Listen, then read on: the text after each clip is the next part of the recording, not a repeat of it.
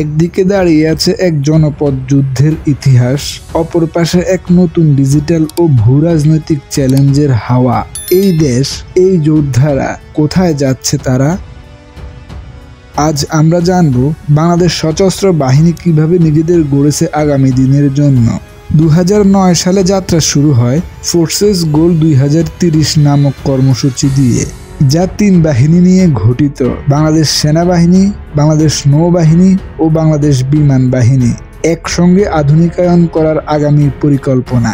এটি শুধু অস্ত্র কিনে ফেলা নয়, এটি একটি শিক্ষাগত, প্রযুক্তিগত, শিল্পভিত্তিক ও কৌশলগত রূপান্তর।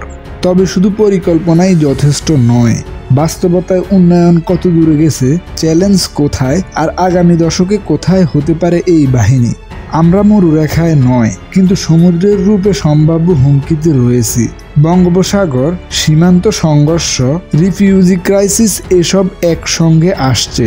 উদাহরণস্বরূপ, রাখাইনের অঙ্গরাজ্য সংঘর্ষ ও উদ্বাস্তু প্রবলেম একটি বড় নিরাপত্তা হুমকি বাংলাদেশের জন্য।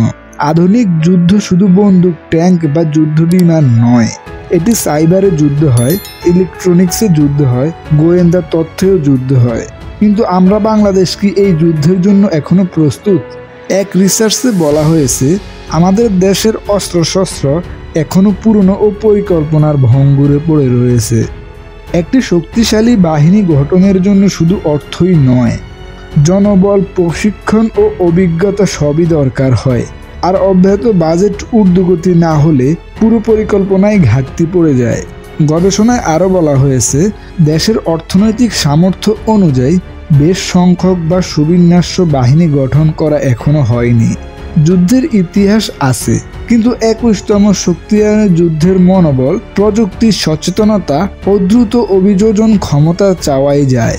এই বিশেষ বিশ্লেষণ আবশ্যক। তবে শুধু চ্যালেঞ্জ নয়, পরিবর্তনের সঙ্গেও আছে অনেক সম্ভাবনা। আমরা ইতিমধ্যেই বাংলাদেশে কিছু পদক্ষেপ দেখেছি, যেমন ফোর্সেস গোল 2030 পরিকল্পনায় সেনাবাহিনীর নতুন ডিভিশন গঠন, নৌবাহিনীতে সাবমেরিন আধিষ্ঠান লাভ এবং এয়ারফোর্সে নতুন এয়ারবেস। আর শুধু বাহিনী নয়, দেশের প্রতিরক্ষা শিল্পে অগ্রসর বাড়ছে। বিদেশি সহযোগিতায় প্রযুক্তি হস্তান্তর হচ্ছে বাংলাদেশে। এখন প্রশ্ন হচ্ছে, আগামী দশকে এই বাহিনী কোথায় দাঁড়াবে? দেশের প্রতিরক্ষার উপাদান বাড়ানো হবে, যদিও তা সহজ নয়। প্রযুক্তি বিনিয়োগ ও বাজার সহায়তার নীতি দরকার। ধর্মঘাট নয়, সহযোগিতা। সামরিক বাহিনীকে শুধু যুদ্ধ বিধ্বস্ত ভূমিতে নয়, সাইবার, বাস্তু সংস্থা, জলবায়ু পরিবর্তন ও বিপর্যয় সহায়তায়ও প্রস্তুত থাকতে হবে। ভগ্ন সদস্য রাষ্ট্র নয়, রিজিওনাল অংশীদার। গ্রাম শহরে, নারী পুরুষ সবাইকে নিরাপত্তায় অংশগ্রহণ করতে হবে।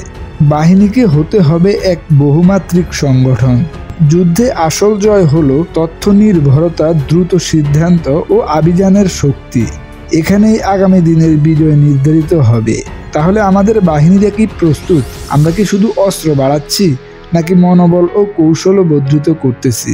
যদি একদিন সকালে শুনে নতুন অপ্রচলিত হুমকি আসে, এই বাহিনী কি শুধু রক্ষা করবে, নাকি সৃষ্টির পথে যাবে? এক তরুণ সেনা যোদ্ধা তার প্রথম ট্রায়ালে আজও স্মরণ করে। ঘুম ভেঙে আসে ওই স্বপ্ন আসলে। এক নাবিক সমুদ্রের ঢেউয়ের মাঝে ভাবেন, আজ যে দেশ করেছে শক্তিশালী, তার পেছনে তার কত বিন্দু বিন্দু অবদান। এই সকল মানুষ, তারা শুধু বাহিনী নন, তারা বিশ্বাস, দায়িত্ব আর দেশপ্রেমিক।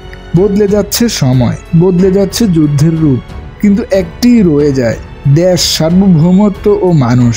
বাংলাদেশের সশস্ত্র বাহিনী আজ একটা মনের সামনে। একদিকে আছে অতীতের গৌরব, অন্যদিকে ভবিষ্যতের সম্ভাবনা। নির্বাচন আমাদের হাতে। তারা কি শুধু রক্ষায় থাকবে, নাকি সুরক্ষা ও সৃষ্টিতে এগিয়ে যাবেন?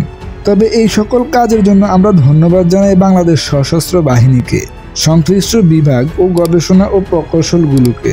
আগামী দিনের জন্য সবার জন্য রইল শুভকামনা।